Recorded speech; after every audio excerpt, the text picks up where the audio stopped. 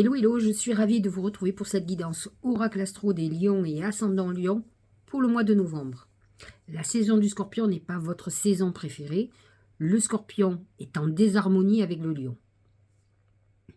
La maison 4 va être la maison qui va être aspectée par l'amas de planètes en Scorpion. Maison 4, c'est la maison du foyer, de la famille. Donc, avec le Scorpion, dans un sens positif ou négatif, je pense que c'est une période où vous allez aller en profondeur, où il peut y avoir des heurts sur des choses cachées, sur des mensonges, sur des soupçons. Vous pouvez être suspicieux. Il peut y avoir une période un peu tendue au niveau familial. C'est une histoire de pouvoir. Alors Dieu sait si vous êtes un être de pouvoir qui aime bien décider, diriger, vous êtes autoritaire, mais vous pouvez vous heurter à une problématique d'autorité familiale.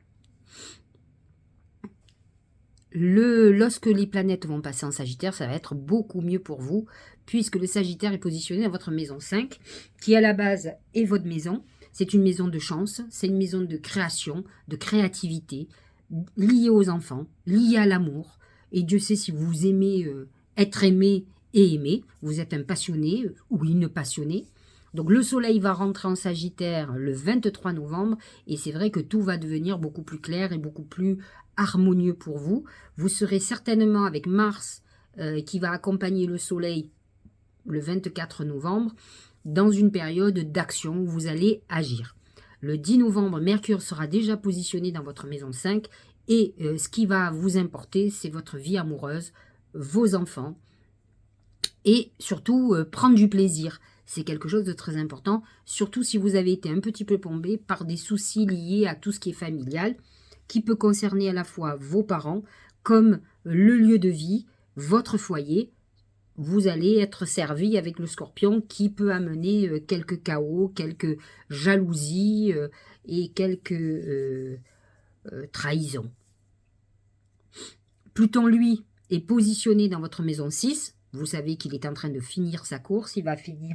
Ensuite, il passera dans votre maison 7 l'année prochaine. Mais pour le moment, il aspecte votre santé, votre travail quotidien. Il peut y avoir des périodes de gains comme de pertes. Si vous bossez pour quelqu'un, ça peut être la perte d'un poste, la perte de responsabilité, où on a pu même vous mettre en voie de garage. Pour ceux qui travaillent pour eux, vous avez pu transformer votre vie professionnelle, mais peut-être gagner ou perdre des clients. En tout cas, vous êtes dans cette phase qui est avec des hauts et des bas, mais qui amène une transformation profonde. Surveillez quand même votre santé, avec des hauts et des bas psychologiques. Pluton n'aide pas. Bon, pour le moment, il touche le dernier des camps des lions, c'est-à-dire ceux qui sont presque vierges. Il concerne un peu moins tous les autres. Les planètes en poisson sont positionnées dans votre maison 8, la maison de la transformation, de la sexualité, mais aussi des gains et des pertes financières. La maison 8 est une maison financière qui souvent amène des héritages ou des histoires de partage. Saturne restructure, il touche particulièrement les lions du mois de juillet. Et Neptune déjà positionné touche surtout les derniers décans, ceux qui sont nés autour du 15, 16, 17, même un petit peu plus du lion. Et donc, Neptune peut amener quand même des choses pas très claires, des pertes financières ou des besoins financiers, des dettes à rembourser. Ça peut être un peu complexe.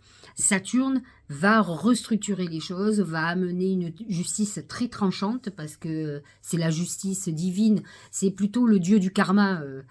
La justice divine, c'est plutôt Jupiter. Mais Saturne a une notion quand même de responsabilité, d'honneur de leçon. Donc attention à tout ce qui concerne, tout ce qui est financier à ce niveau-là. Le nœud nord est en bélier dans votre maison 9, la maison de la spiritualité, des perspectives nouvelles, de l'étranger, des études, des formations. Vous pourriez être confronté à des choses du passé, peut-être avec des regrets. À vous d'essayer d'éliminer les regrets parce que ça ne vous fera pas avancer. Mais peut-être aurez-vous des idées que vous aviez eues il y a très longtemps qui vont revenir sur le plateau. C'est-à-dire que peut-être, étant plus jeune, vous aviez des envies particulières d'études ou de vous orienter d'une manière ou d'une autre. Et qu'aujourd'hui, ce nœud karmique vous pousse finalement à revoir tout ça, et pourquoi pas, est-ce que c'est pas votre destinée? En tout cas, là, vous jouez une destinée importante et qui amène l'épanouissement, donc c'est une période d'ouverture d'esprit quand même. Les planètes en taureau, que ce soit Uranus qui est là depuis un certain temps et Jupiter qui est là pendant un an, qui n'est pas en harmonie non plus lui avec le lion, est positionné dans votre maison 10, la maison des ambitions. Jupiter va accroître vos ambitions puisque c'est un amplificateur. Donc il va falloir que vous essayiez d'arrêter de calculer en permanence, vous allez vous faire mal à la tête à force.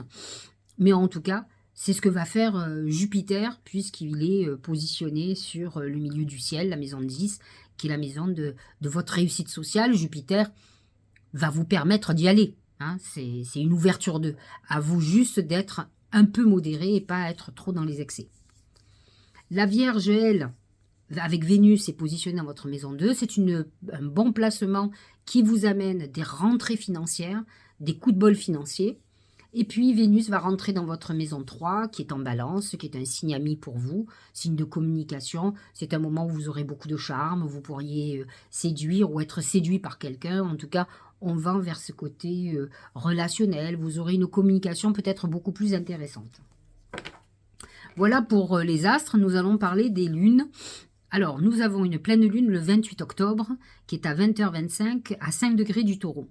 Alors, c'est l'axe 4-10. C'est ce qui confronte à la fois nos ambitions et le côté familial. Alors, qu'est-ce que c'est qui peut faire conflit entre la famille et vos ambitions? Voyez ce qui pêche, ce qui bloque, ce qui peut ne pas fonctionner. Nous avons une nouvelle lune en Scorpion, le 13 novembre, qui va être encore positionnée dans cette maison 4, qui est la maison du foyer. Donc, on est en plein dans une période où on est marqué par le côté familial. La pleine lune en Gémeaux, qui vous est beaucoup plus positive, vous verrez, c'est peut-être plus la pleine lune où il vous faudra faire vos vœux. 27 novembre, pleine lune en Gémeaux dans votre maison 11, et l'axe et le soleil en Sagittaire en maison 5. C'est un axe chanceux, c'est l'axe de la relation, mais au niveau des travaux à la lune, c'est un axe de protection. Et souvent de réalisation des vœux, donc c'est l'axe où on doit faire des vœux.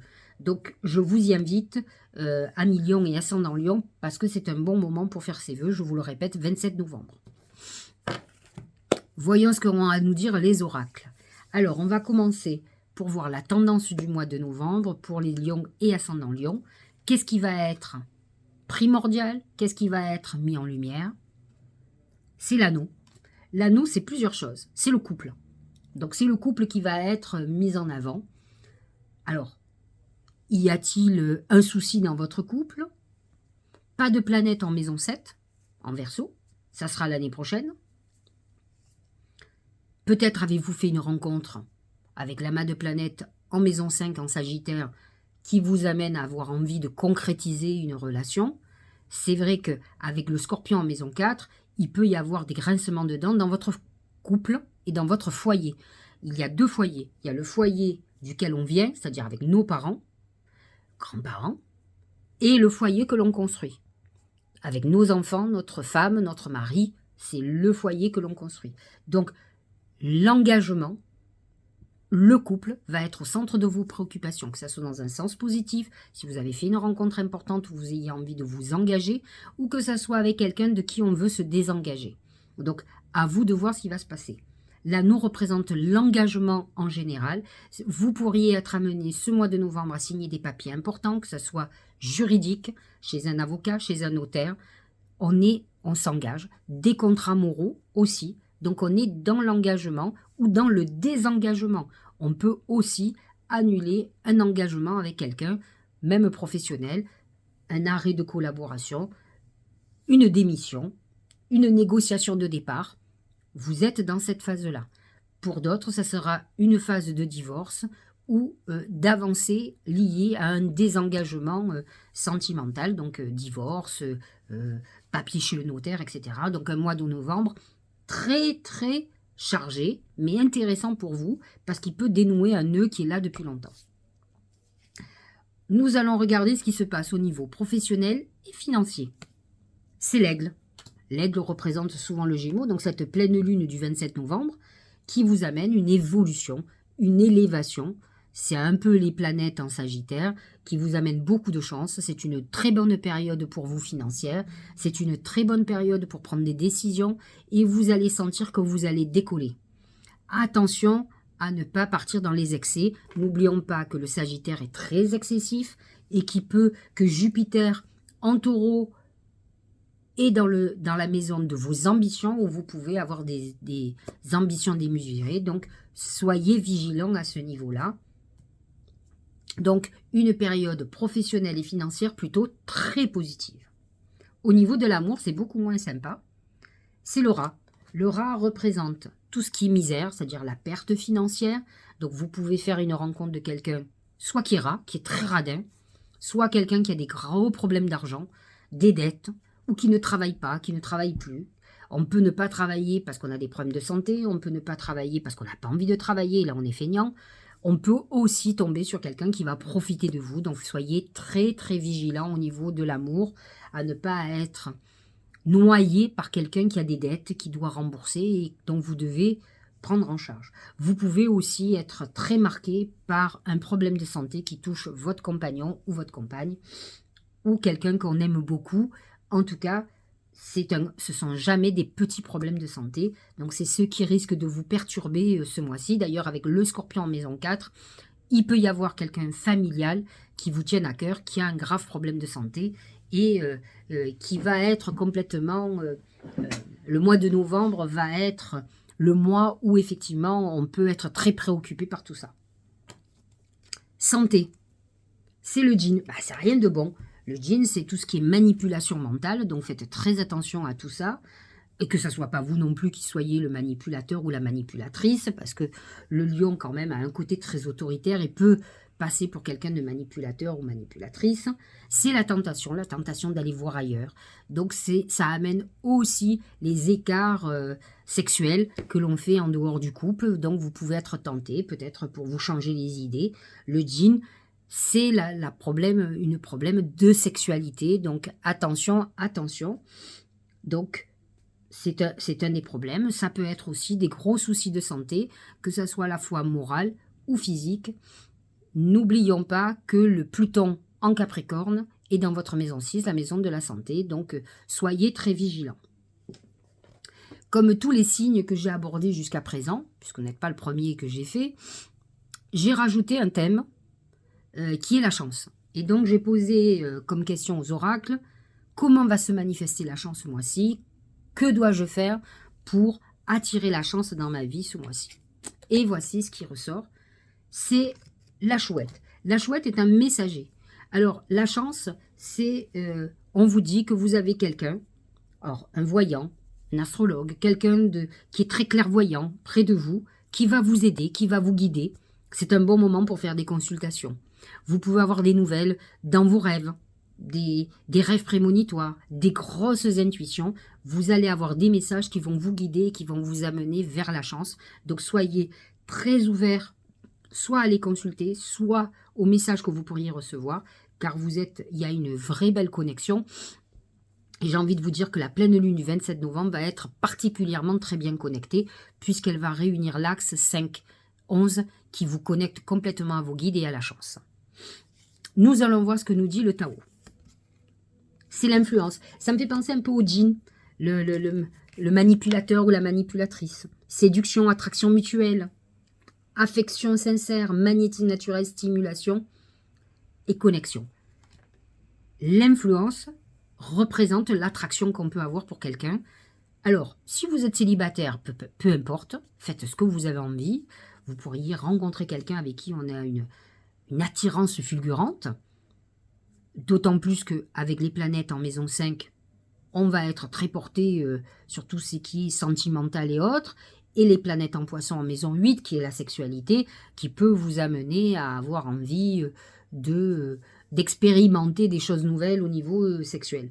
En tout cas, le djinn qu'on a vu tout à l'heure comme l'influence représente l'infidélité, la tentation que vous pourriez avoir et peut-être celle à laquelle vous allez céder. Attention aux conséquences, ça c'est sûr. Je ne suis pas sûre que vous refusiez la tentation, mais en tout cas, vous pourriez être amené à être tenté.